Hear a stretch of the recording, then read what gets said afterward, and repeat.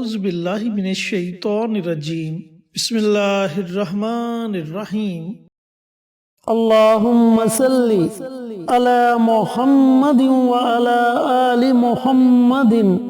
کما صلیت علی ابراہیم وعلی آل ابراہیم انک حمید مجید اللہم بارک علی محمد وعلی آل محمد کما بارکت علی ابراہیم وعلی آل ابراہیم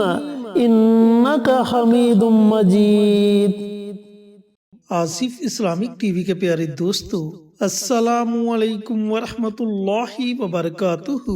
میرے دوستو، میرے بھائیوں، میری بہنوں، اللہ رب العزت جب اپنے بندوں کو نوازتا ہے تو پھر وہ فقیر سے بادشاہ بنا دیتا ہے، پھر بندے کی سوچ سے بھی بڑھ کر اللہ تعالیٰ اسے عطا کرتا ہے۔ تو آج ہم آپ کے ساتھ ایک ایسا عمل، ایسا وظیفہ شیئر کریں گے جس کی برکت سے اللہ تعالیٰ آپ کو اپنی بے شمار نعمتوں سے نوازے گا۔ اگر آپ بے اولاد ہیں، اولاد جیسی نعمت سے محروم ہیں، تو اللہ تعالیٰ نیک اور صالح اولاد سے نوازے گا۔ اگر آپ کے بچے آپ کی فرما برداری نہیں کرتے، نافرمان ہو چکے ہیں، تو آپ کے بچے آپ کے ایسے فرما بردار ہوں گے کہ لوگ آپ کے بچوں کی مثالیں دیں گے۔ اگر گھر میں رزق کی تنگی ہے تو اللہ تعالیٰ آپ کو اپنے غیب کے خزانوں سے نوازے گا۔ اگر آپ حاجت روا ہیں تو اللہ رب العزت آپ کی ہر طرح کی جائز حاجت کو پورا فرما دے گا۔ چینل پر نئے آنے والے تمام دوستوں سے گزارش ہے کہ چینل کو سبسکرائب کر کے ساتھ گھنٹی کے بٹن کو دبا کر آل نوٹیفیکیشن پر کلک کر دیں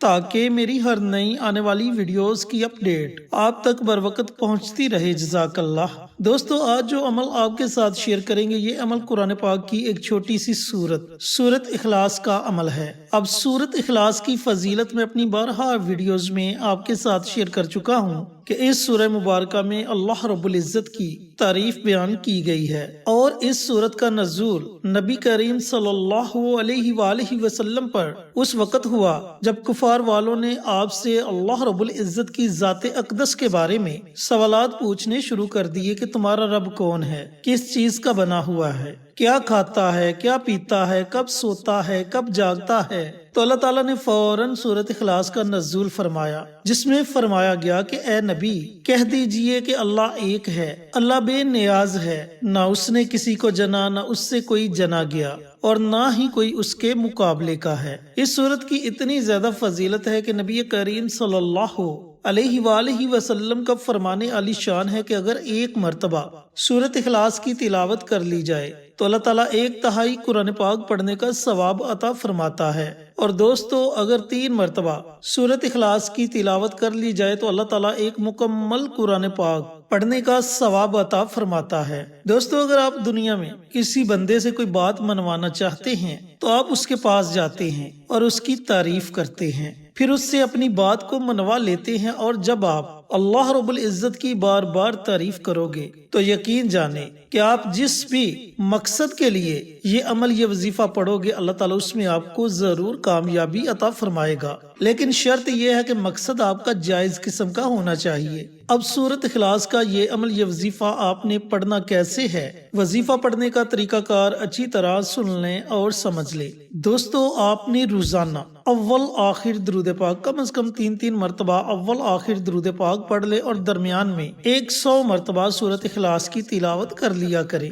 اس کے شروع میں ہی بسم اللہ پڑھ لے، اس کے بعد آپ بنا بسم اللہ کے سورت اخلاص کی تلاوت کر سکتے ہیں۔ اب جب آپ اول آخر 3 مرتبہ درود پاک اور درمیان میں 100 مرتبہ سورت اخلاص کی تلاوت کر لے تو اس کے بعد آپ نے اپنے ہاتھوں کو رب کائنات کی بارگاہ میں اٹھا لینا ہے، پھر آپ نے بڑی عاجزی کے ساتھ، بڑی انکساری کے ساتھ اللہ رب العزت کی بارگاہ میں اپنی حاجات کے لیے، اپنے مقاصد کے لیے دعا مانگنی ہے۔ اگر آپ کے زیادہ مقصد ہیں تو آپ ان تمام مقاصد کے لیے دعائیں مانگے۔ اگر آپ کا کوئی ایک خاص مقصد ہے تو اس کے لیے آپ اللہ رب العزت کی بارگاہ میں خصوصی دعا مانگے۔ دوستو، اس عمل کو، اس وظیفے کو آپ نے اس وقت تک جاری رکھنا ہے جب تک آپ کو آپ کے مقصد میں کامیابی نہیں مل جاتی۔ جب آپ کو لگے کہ آپ کا مقصد پورا ہو چکا ہے، آپ کو آپ کے مقصد میں کامیابی مل چکی ہے، تو آپ اس عمل کو، اس وظیفے کو چھوڑ سکتے ہیں۔ دوستو اس کے علاوہ ایک اور چھوٹا سا عمل ہے